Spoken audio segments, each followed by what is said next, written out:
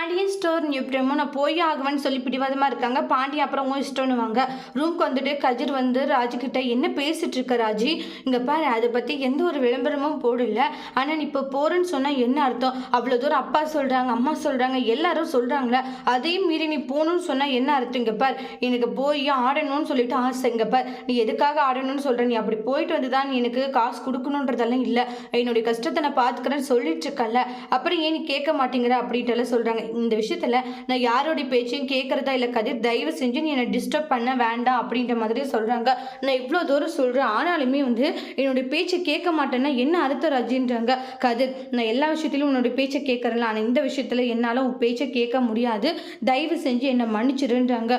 இப்போ என்னுடைய பேச்சை கேட்குறதெல்லாம் நீ முடிவெடுத்தாச்சுல்ல அப்படின்றாங்க. வேறு வழியில் தயவு செஞ்சு என்னை மன்னிச்சிடு அப்படின்ற மாதிரி சொல்லிட்டு இருக்காங்க.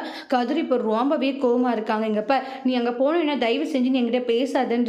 நீ மட்டும் போனால் கண்டிப்பாக நான் உங்ககிட்ட பேச மாட்டேன், இதுதான் என்னுடைய முடிவு, என்னுடைய முடிவில் எந்த ஒரு மாற்றமும் இல்லை, நல்லா யோசிச்சு முடிவெடுன்ற மாதிரி சொல்லிடுவாங்க. அப்போ ரொம்பவே கவலைப்பட்டுக்கிட்டு இருக்காங்க. என்ன கதிர் இப்படியெல்லாம் பேசிட்டு இருக்க, இதான் என்னுடைய முடிவை நான் சொல்லிட்டேன்ல, இனி நீ என்ன முடிவு எடுக்கலையோ அதை தாராளமாக எடுத்துக்கலான்ற மாதிரி சொல்கிறாங்க.